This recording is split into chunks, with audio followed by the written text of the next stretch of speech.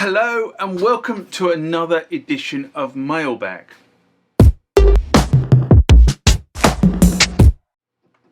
What is Mailbag? Well, Mailbag is a feature of the channel where you guys leave lots of comments on the channel and I attempt to answer those comments, or if I can't answer those comments, I throw it out to you guys who have more knowledge on some of this stuff than I do. So let's get into the first mailbag of this session. Remember, like, comment, subscribe to the channel. Go over to Instagram and follow me there. Go over to Facebook, follow me there. That's where the normal notices are. And consider becoming a Patreon.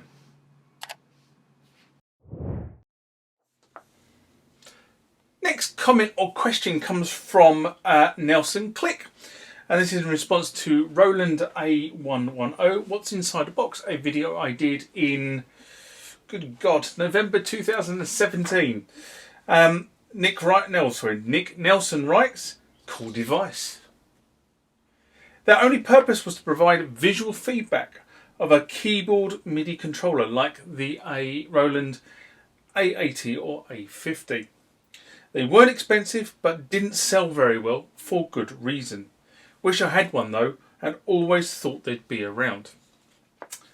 Now, the A110 is a very useful tool if you are running any sort of MIDI rig.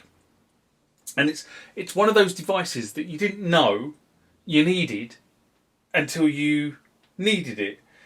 And back in the day, until you got one, you didn't know you needed it until you got it and found out how useful it was, if that makes any sort of logic whatsoever. Half the issue with the old half the issue with MIDI is trying to debug the damn thing.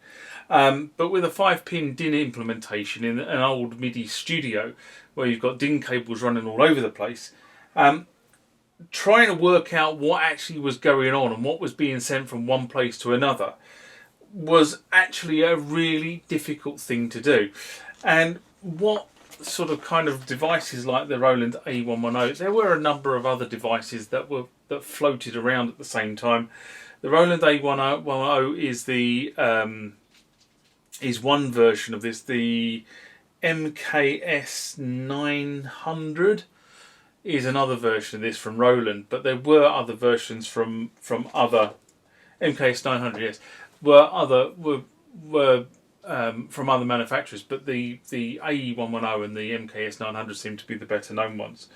Now, what these devices simply do is they display what is being transmitted through MIDI on a specific channel, and they may have been cheap when new, but because of poor sales, there aren't a lot of these things floating around in the market space. That's either the A110 or the MKS 900 version. So they tend to be selling for more second hand than they were brand new. So, you know, it's one of those things. Now, I was lucky a few years ago that I actually found somebody who was selling 2 of these A110s. And I'll be brutally honest, I literally bit his hand off very, very quickly.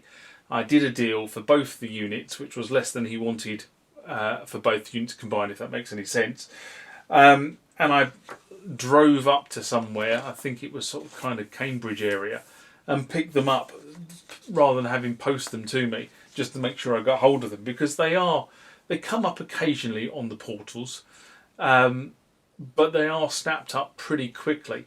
I think the problem is that people who know what an A110 or an MKS90 or a similar unit does will quite readily put their hand in their pocket to buy it. People who don't understand what an A110 or an MKS90 does don't see the point of it until you start to try and debug your MIDI setup.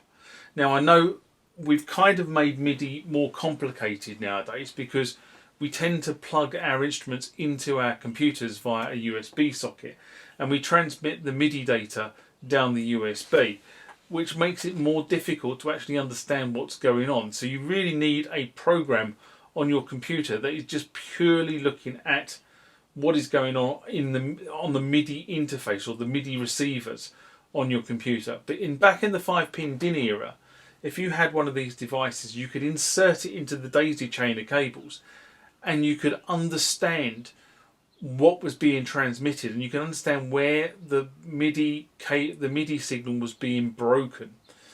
Now, I've always had a policy when I had my studio set up, and as I said, most of my studio is now, well, I say most of it, pretty much everything I own is in storage. But when it was set up, I had MIDI patch bays, and I also had a policy of that I never daisy chained more than 2 devices on a single MIDI connection. So I might have gone into an in and out of a through, and from a through to another device, but that would be I never went beyond 2 connections, purely because trying to debug it was a nightmare. Trying to work out why things weren't working was a nightmare.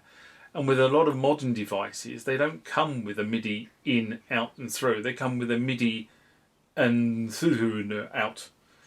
So you specify what is going on to that second socket, whether it is actually transmitting out data, whether it's transmitting through data, or whether it's transmitting a combination of out and through data. And for those of you who don't know what I'm talking about, in the old MIDI setup, you had these 3 sockets, in, out and through. In was to receive MIDI data from another device, either a master keyboard or a sequencer or a computer or whatever it happened to be, to drive that particular keyboard. Now that keyboard could be driven on 1 channel, but you had 16 channels of MIDI, so you might want to take the other channels off and drive something else. So if you wanted to do that in the old style setup, what you would do is you would take your daisy chain, the first part of your daisy chain would come out of the through, because that literally copied what came in on the MIDI on the in to the through, and then you took the through to your second device, and you would carry on doing that to transmit all the way down. Now if you were playing the second device and you wanted to take that off to another instrument, wherever it happened to be, drum machine, another keyboard, or recording it through a sequencer or whatever it happened to be, you would take that data out of the out socket. The out socket only transmitted the data that was being generated by the keyboard you were playing. It didn't replicate the data that was coming in on the in. So if you wanted your out data to combine with the data that was coming in on the in, what you ended up doing was buying a MIDI merge unit. And there are several different types of those. I mean, I've got the industrial versions. The A880 is an industrial version of that. But you could, I mean, for years I had several Phil Reese merge units, which were absolutely brilliant. I used to have the 2-into-1.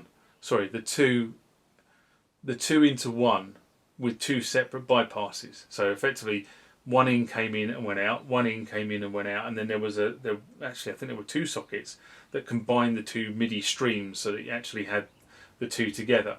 And what you would do is you would take the MIDI from the through and you take the MIDI from the out, and you'd merge them so that you had both being transmitted on a single MIDI cable. You couldn't do it in the instrument of the time. Now we are at the point where most of this stuff is now software driven. So what you do is in the software setup, you can say that socket there, I want it, that socket as a through, as an out, or as a both. And I hope that was about as clear as mud.